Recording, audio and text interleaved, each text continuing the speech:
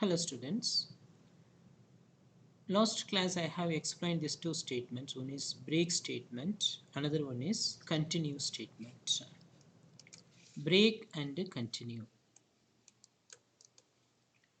So usually the break and continue statement we are using inside the loop. As you know, the break statement is used to break the loop if some condition is met. If some condition is met, the break statement will break. Break means stop the loop. Break statement will stop the loop. Okay, yesterday I have given one condition. The condition is this. I have given one example. The example is, yeah, this is the example. This is the example I have given. Just I will refresh what I discussed in the last class.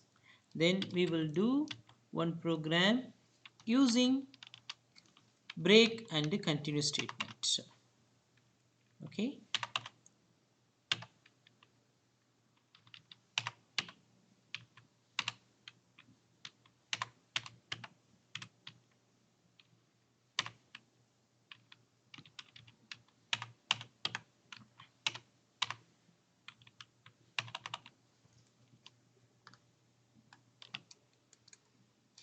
Look here students, here the loop, as you know, the loop will execute 10 times because the starting value of the loop is 1 and the count is the looping variable. It will keep on, the count value will be increased by 1 using this increment statement. Okay, so this is the body of the loop. This is the body of the loop. Okay, keep on, it will increase, and the while loop will print the value from 1 to 10. But when the count value equal to 5, then this break statement will execute. The break statement will execute. So that the break statement, what it will do, it will stop the value when count is 5. It will stop the value when the count is 5. Okay, so I run the program. Look here, it prints 1 to 4. It prints 1 to 4. If you don't have this break statement, this program will print from 1 to 10. The program will print from 1 to 10. But I use one condition. The condition is if count equal to 5. The looping variable is count. The count value is increased by 1 in every iteration. So that if you don't have the break statement, it prints all the values from 1 to 10. But I want to break the loop when the count is equal to 0. Count is equal to 5. Break the loop. Break the loop means stop the loop or end the loop. When this condition is met,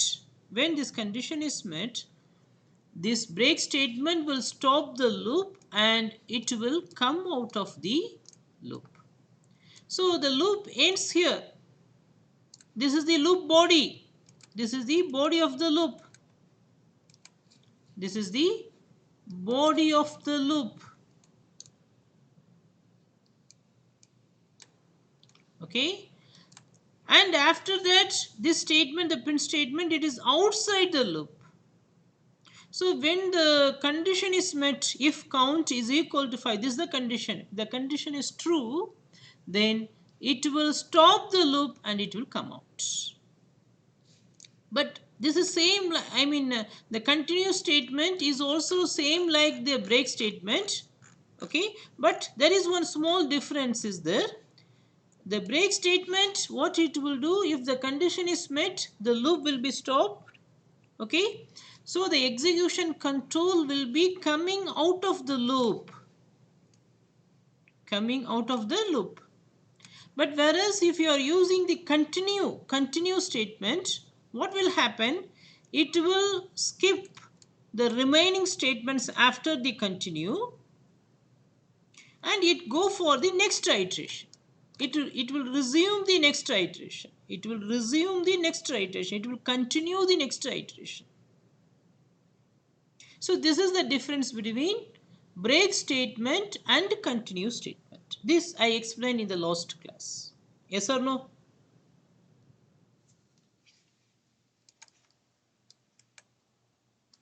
Okay. So now what I am going to do, I will solve one problem. The problem is given in the class activity 7.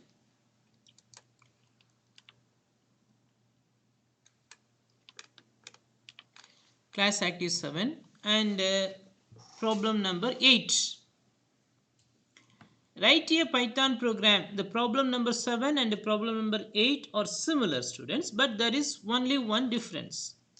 Write a Python program that reads the marks of 5 students. The program should find the maximum among the 5 and compute the average mark. Assume that the marks are all between 0 and 100.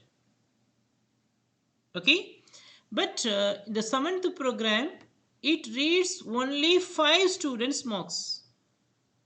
But the 8th program, I want to do some modification in the 7th program. What modification you need? Modify the previous program so that the number of marks accepted from the user is unbounded. What do you mean by this? Unbounded. It means the user can enter any number of marks. He can enter 5 students marks or 3 students marks or 7 students marks or 10 or 100. It doesn't matter. Unbounded. There is no limitation. There is no limitation. It will keep on. The user can enter the marks. But when the user enters -1, the loop has to stop. That -1, then it is the meaning that the user finished the marks, entering the marks. Okay. So the last class, students, what I have done, we have count. Count is less than or equal to 5. Okay. Then what we need, what we have done, we read the marks. Mark equal to int input enter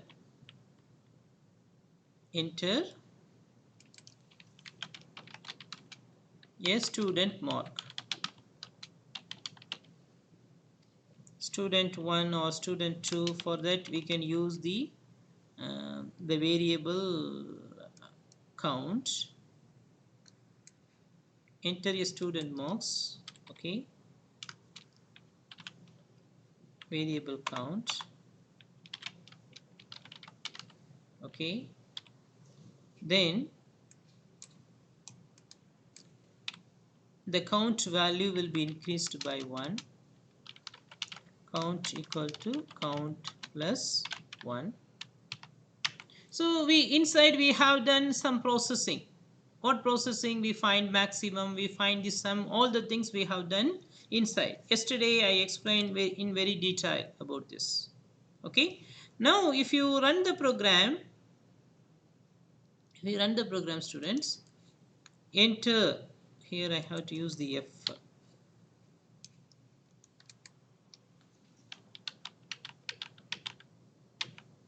Okay. So enter student 1 mark. I entered, it is 90, then 78, 56, 90, 45. So it is finished. I entered 5 marks. Now I am explaining only how to read the marks. How to find the total marks, how to find the maximum, I explained in the last class. Last class I explained this. Now I am explaining how to read the marks. Okay, so later on you can add it. Now it reads 5 marks. No, it reads 5 marks. It reads 5 marks. But unbounded marks means the user can enter n number of students. He can enter marks for 3 students, or he can enter marks for 5 students or 7 students.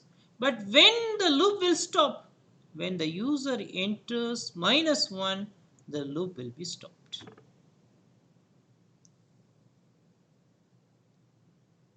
Okay, so look here. Here I am not using this count. Instead of that, I will use true. True means the while loop will execute the body of the loop when the condition is true. Now the while loop condition is true, always true, so that the loop will never stop. But what I am going to do, if the mark equal to -1, then break. Read the question. Read the question. It is unbounded. The marks are unbounded. The user can enter n number of students. 1 students or 5 students or 10 students or 15 students. Doesn't matter. N number of students the user can enter. But when the user wants to stop the entering, he has to enter -1 as the input, so that the loop will be finished. So now the input statement, it is get the value from the user and it store into mark. If the mark is equal to -1, then break the loop. Then break the loop. Look here. Enter a student 1 mark. I enter 70. Enter student 2 marks. I enter 80. Enter student 3 marks. I enter 90. Enter students 4 mark. I enter 56. 5 78. 6 90. 7 45. 8 something, then 45, like this. It will keep on go. When I will finish the loop, I want to finish the loop. How to finish it? Enter -1. Now it will finish. So in this scenario, we can use the break statement to stop the loop, because the loop, it is always true. It is always true. The loop is always true. So that it will keep on, infinity loop, you can say infinity loop. It will keep on, it will execute. But at one point of time, we need to stop the loop. So how to stop the loop? When the user enter -1, then immediately loop will be stopped using this break statement. Using the break statement. Okay. So you know how to find the sum. Sum equal to 0. Okay. You have to initialize this. Okay. Then if the mark is not -1, you will find sum equal to sum plus 1. This process will be continue. Okay. Then finally we need to calculate average mark. Average mark equal to sum divided by count. So count value is increased by 1 here, so that I will reduce count equal to count -1, because the last mark, the last mark is -1. We don't want to include that one. Here the last mark, the student 11, it is -1. We don't want. So that's why we break it. But the count value is 11. But We have only 10 marks. That's why I make it count equal to count minus 1. Then I can find the average mark. Finally, I can print the total mark. Total mark equal to sum. Then average mark